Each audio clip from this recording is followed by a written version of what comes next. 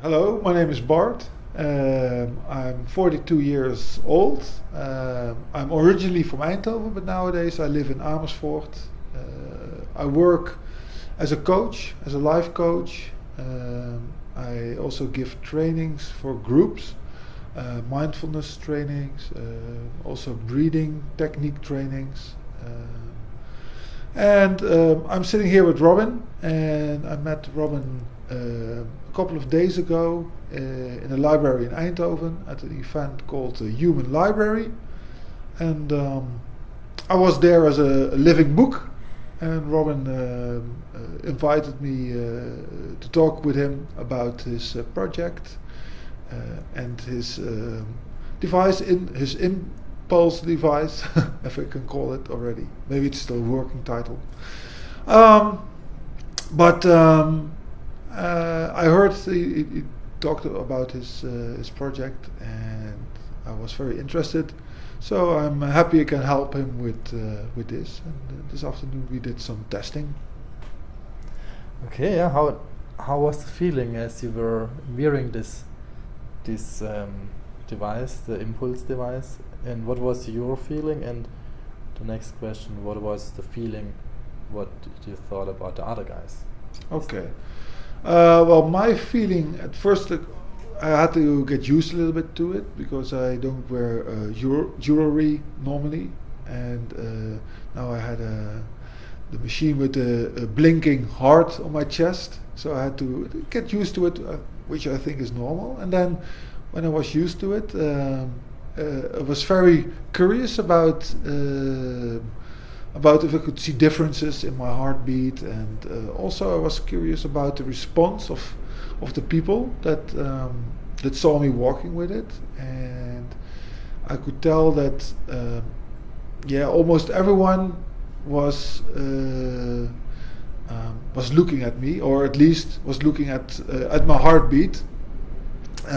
So people, it really was noticed by people. People's attention was drawn to the blinking heart, and what I could tell from their reactions is that they were curious. Everyone who saw it I could see some kind of amazement on their faces, and some people had to laugh a little bit. Other people they were amazed, but also a little bit withdrawn. Or at least I could feel they were a little bit shy, we spoke with some people. We approached some people with some questions, but also a couple of people went to us and they were curious, and they asked questions about it. So, to me it was a very nice experience to wear the impulse around my neck. How do you think? How can we affect more empathy? Well, by opening up our own hearts, and in general, even with or without impulse, I think if you are the person that opens his or her heart to other people, then people feel more empathized. I think people don't want to see a mask, or they don't want to see someone hiding behind a certain ego or character they want to show to the world. But I think people are feeling more empathize, and how do you say it? Empathy. Yeah, People feel more empathy if people don't have any hidden agenda, if people are open.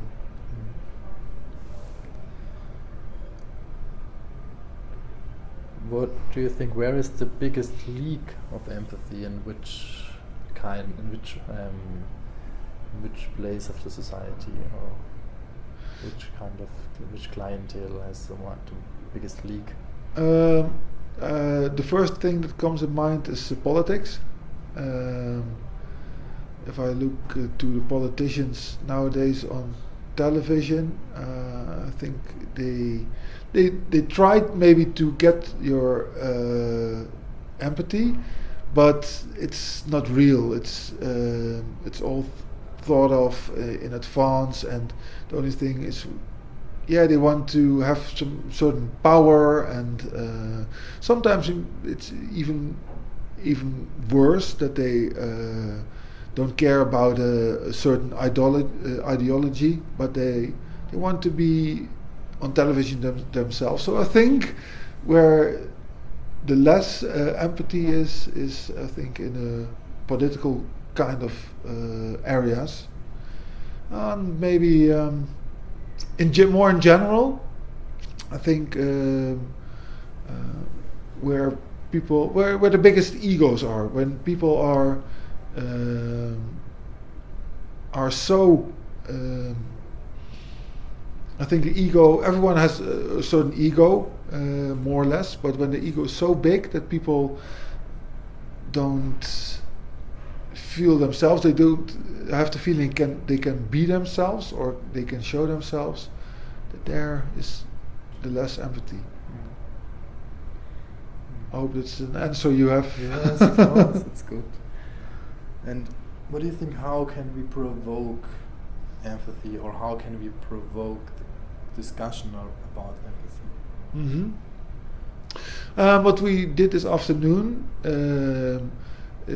I wouldn't call it maybe provoking, but we raised the attention of people, and people were curious, and I think that's a good way to start off. If people are curious, then they are open to you, and they are willing to hear, and then by opening up yourself, by showing your own heart, then there's already a certain feeling of empathy.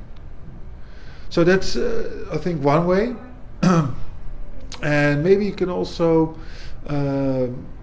provoke empathy by with humor.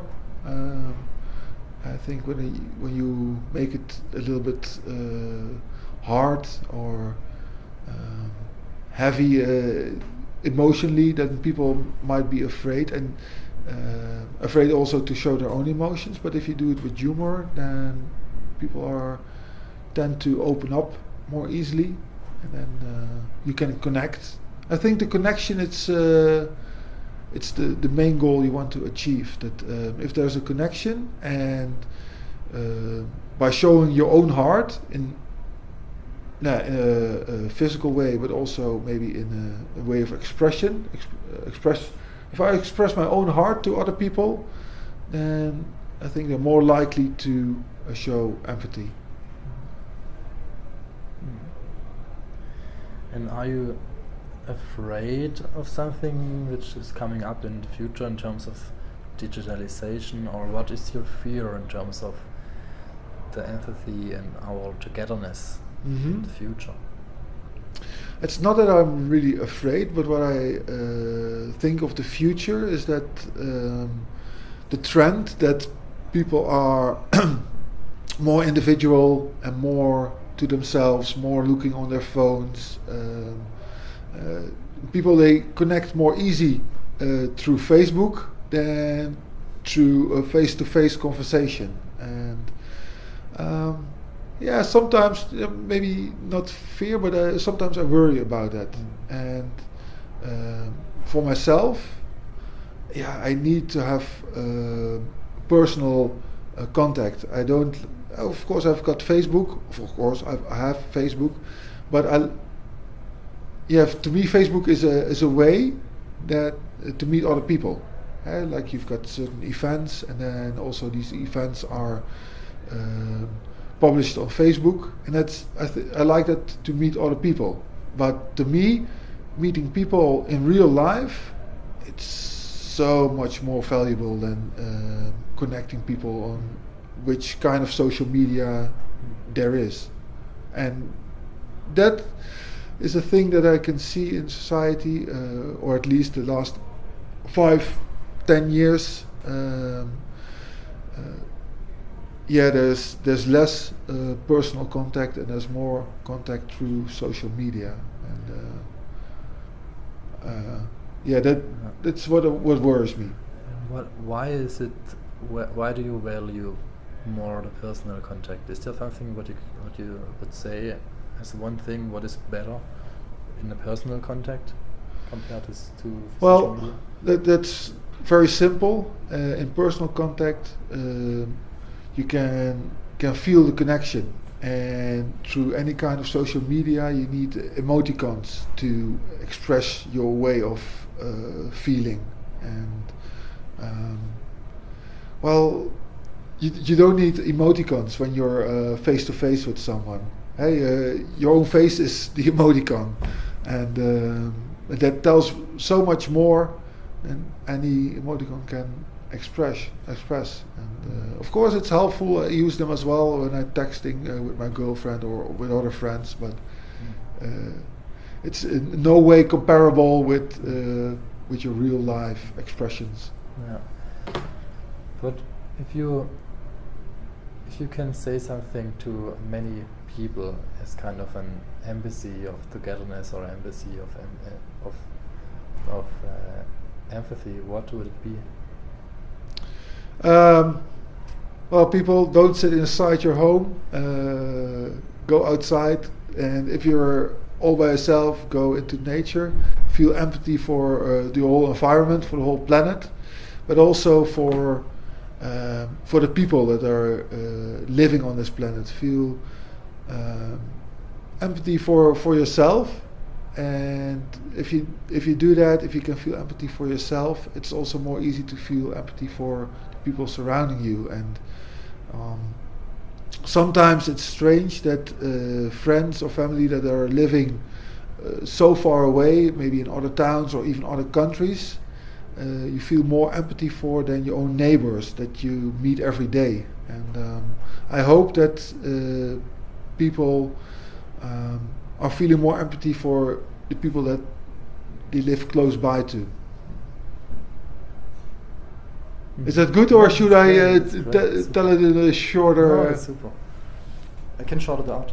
I can make it shorter. Yeah. Okay. Yeah. It's quite good. Yeah. Yeah, like we discussed before when we were Yeah, having that's- dinner, you said something about feeling empty for yourself, and that's still in my mind. And I think, yeah, that's also. Hey, the people say love yourself before you can love others, but I think it's so true that, and also by feeling empathy for yourself, it makes it more easy to feel empathy for other people.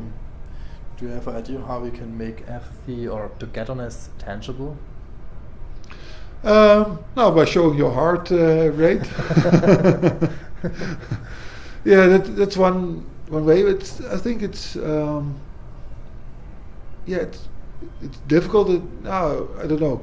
Empathy is that's maybe also the nice thing about empathy, that you can feel it, and you can feel it by being aware of your own heartbeat, of your own.